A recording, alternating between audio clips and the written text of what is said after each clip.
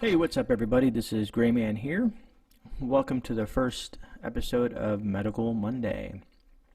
So this first episode, I kind of want to dive into herbal and natural remedies. And we're going to kind of hyper-focus on breathing, hence the thumbnail. First of all, I guess I should make this statement. I am not a medical professional, and I'm not giving medical advice. I'm reviewing material and going over material that's out there for everyone to see. And all that jazz, you know what I mean? Just so if you have any underlying conditions, or you might want to talk to a physician in regards to before taking any natural remedy, all that fun stuff. All right, so now that we got that out the way, let's dive into this. First of all, I want to recommend something that everyone should have. It's, a book like this can be very beneficial to you. And the reason we're talking about medicinal plants and herbs is because if there comes a time,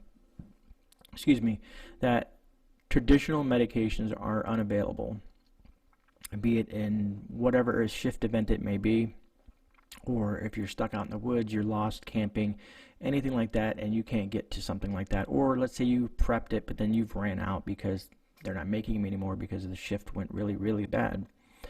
So that's why we're kind of going over this, and I suggest everyone, get a book like that. You can find them on Amazon and eBay, local retailers, bookstores. Might even find them at a flea market or even a garage sale if you're so lucky. But all right, so let's get into this, guys. The first plant or berry, flower, whatever you want to call it, I'm going to talk about, everybody might be familiar with. I've heard it discussed in some of the chats before, but it is the elderberry plant. Now, the berries and flowers from this plant are packed with antioxidants and vitamins, which is always a plus. These vitamins and these antioxidants, vitamins may boost your immune system. They could help tame inflammation, which is the key word I'm looking for, to tame inflammation. It could also help lessen stress and also be heart healthy. There we go, good word for it. But it helps with infections that affect your lungs, and that's the main key. It has other medicinal properties like for headaches, fevers, kidney problems, epilepsy, things like that, but we're more focusing on the lungs and how it helps with that. So the lungs is the key takeaway from this, as well as the antioxidants and vitamins that help boost your immune system. And like I said, I'm not going to dive super deep into each one of these things that I'm going to go over with, because that would be, each one could have a video on its own. We can talk about elderberries for an hour, but we're going to kind of like condense it and kind of give you guys some information and ways to like, oh, okay, maybe you might want to look into this remedy or this plant or this flower or whatnot. That makes sense.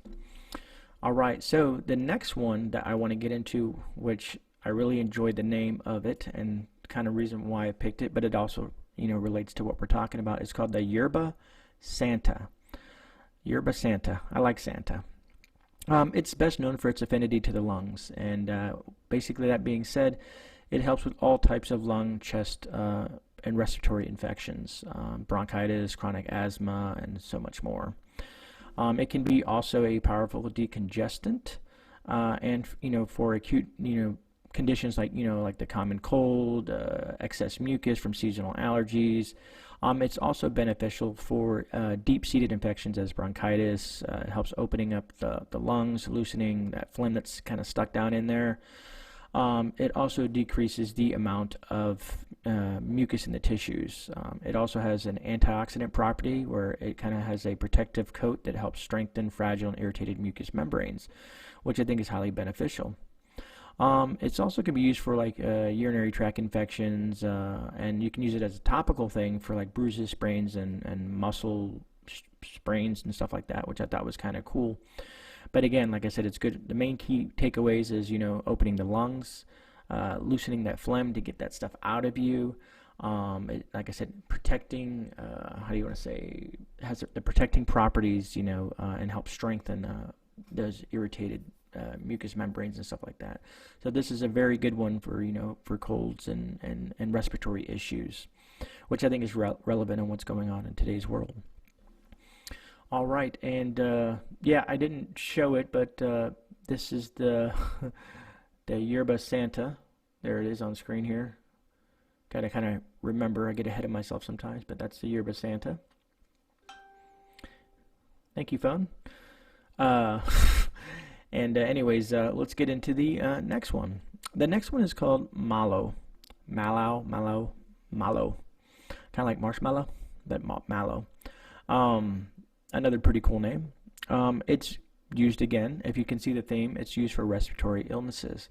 It can be used for chest congestions and respiratory conditions, and it increases also expectorant, like expectoration, like I said again, getting that stuff out, getting that phlegm, getting that infection out. Basically, it clears out the respiratory tracts. But it also has another property where it can soothe the throat, and it has anti-inflammatory aspects as well. So it soothes, reduces inflammation, while also promoting a healing and rapid recovery. It does have some other properties as well. It can be used for pain relief. It treats, coughs, congestion, bronchitis.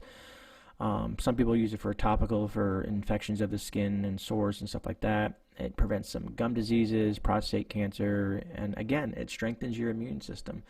Another fun fact, if you guys care to know, it relieves constipation and stomach irritation as well.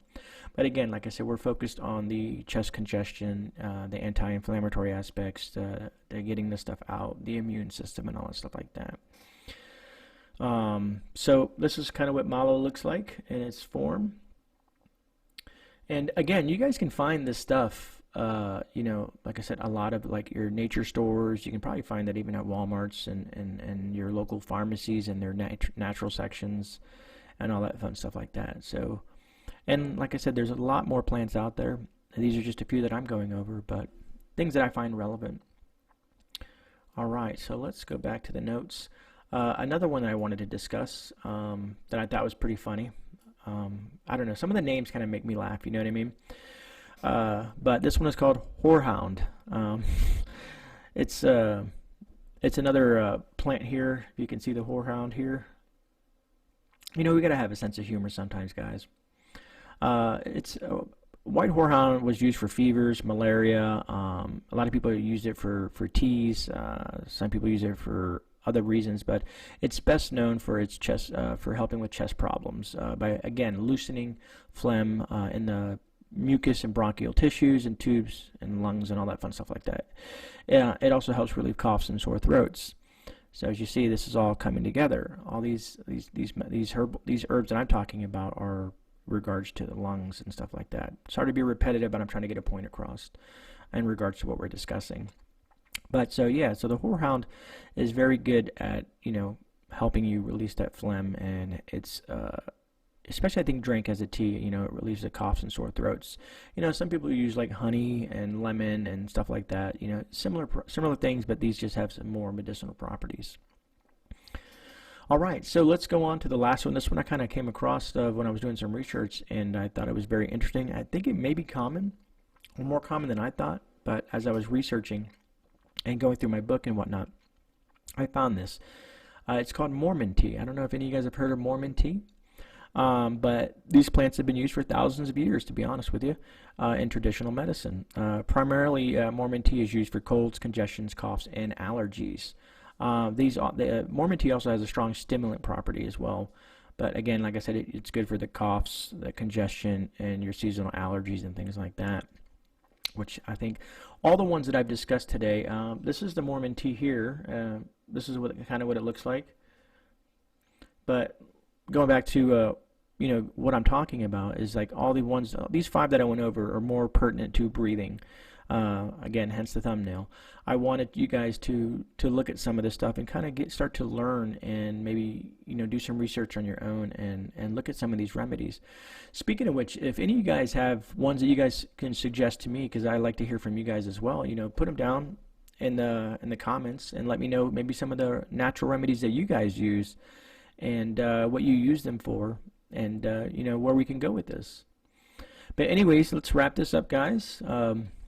It's been a long morning so far. This is actually take 3. If you've stuck with me this long, you get to know that information. First I had a sound issue, and then I forgot what happened on the other one. I really tripped up in my words, and it was just not salvageable. So this is technically take 3. But anyways, I appreciate you guys for stopping by for the first Medical Monday. I'm going to try to stay on track with all this stuff like that. Things will come up and may come up that may, affect these things, but, I think this is a good path. I think next week, on next Medical Monday, we might go over my personal IFAC and what's in it, what you guys think of what I have in it, and what maybe I can add to it. I know I have a lot of subscribers out there who are in the medical field or have been in the military, like I said, combat medic.